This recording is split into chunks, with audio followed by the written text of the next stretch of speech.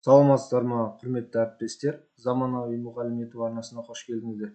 Жалпы бүгінгі біздің сабағымыз бұл 16 желтоқсанға осындай ойын түрі, желтоқсан тәуелсіздік бастауы деп аталатын ойын түрі. Бұл жерде екі топ болады, тәуелсіздік және желтоқсан. Оқушыларыңызды екі топқа бөліп аласыздар, 4 кезеңнен тұрады. Жалпы ойын осындай. Енді мен бұл ойынды қайдан жасадым, қалай жасадым, қазір көрсетейін.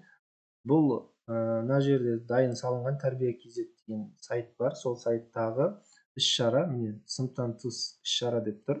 Тәуелсіздік, міне тәуелсіздікке байланысты. Енді осы бойынша құрастырдым. Мына жерде әнұран деген, сол үшін әнұранды қойдым ішіне. Сосын кезеңдері, міне мынандай кезеңдерімен, сосын мына жерде қазылар алқасы ойынды бағалап отырады. Яғни бұл сайыс сабақ осы жердегі сұрақтарды алып құрастырдым. Енді мен ойынды көрсетейін. Жалпы ойында мынандай сұрақ, 5 сұрақ, 5 сұрақтан ол бірінші кезең, екінші кезеңде мынандай сөйлейді мыналар. Одан кейін үшінші кезеңде ұяшықты ашады, ұяшықтардағы мынандай нелерге жауап береді.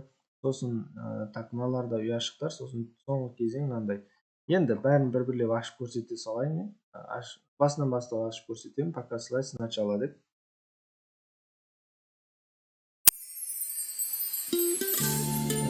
Ойынымыз осылай басталады. Басында осындай звук қостым, ал одан кейін слайдтарда звук жоқ, өйткені қазір әнұранды қосу керек, сосын ойындардың өзінің дауысы бар. Сол себепті қалған слайдтарда ондай фонында музыка қойылмады. Әнұранды қосып көрсетейін.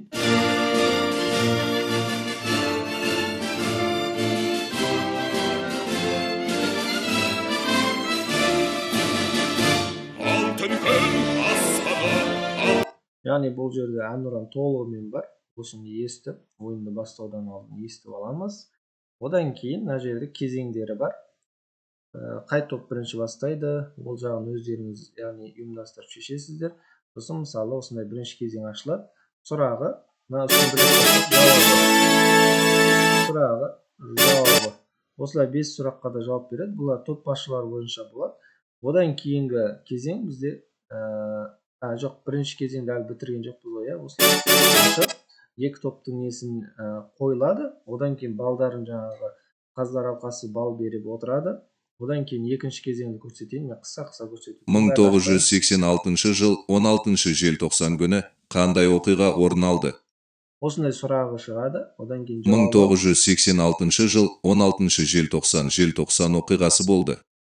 Қалған бәрінде де осындай дауыстары бар. Бұлай артқа айтатын болсақ, осы жерде жаңағы тәуелсіздік тобы қанша сұраққа дұрыс жауап береді, соған байланысты балын береді қазылар алқасы. Мына жерде даталар сөйлейді деп тұр, самғау кезеңі. Екінші нені ашатын болсақ, бұл да тура сондай. 1993 жылы 28 қаңтар қандай оқиға орын алды? Осындай сұрақ. 1993 жыл 28 қаңтар тұңғыш конституция қабылданды.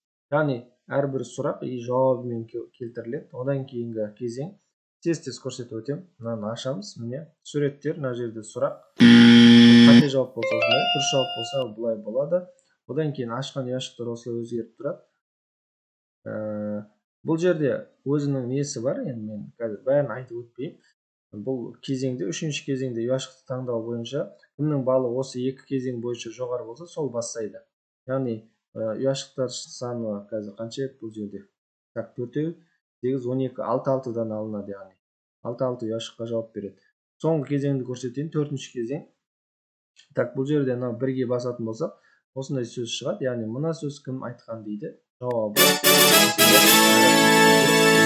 адам айтқан деп осындай суреттермен шығады. Сосын екінші сразу бұл жерде екінші енді мына жерде солай балын беріп отырады. Осындай 4 кезеңнен тұрады. Жалпы негізі мына жерде сосын соңында аяқтау деп аяқтаймыз. Дауысы бәрі, анимациясы бәрі істейді. Ішінде сұрақтарын ауыстыруға болады, өзгертуге болады.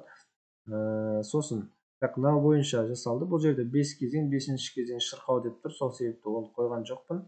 Өздеріңіз қойсаңыздар болады. Ойын түрі осы. Міне, тәуелсіздікке осындай бір интеллектуалды ойын. Сайыс сабаққа бұл сыныптан тыс іс-шара әрине. Осы ойын керек болатын болса, осы құрастырылған ойын сіздерге керек болатын болса, комментарий арқылы маған өтіп жазсаңыздар, бұл жерде толығырақ айтатын боламын. Жалпы назарларыңызға рахмет.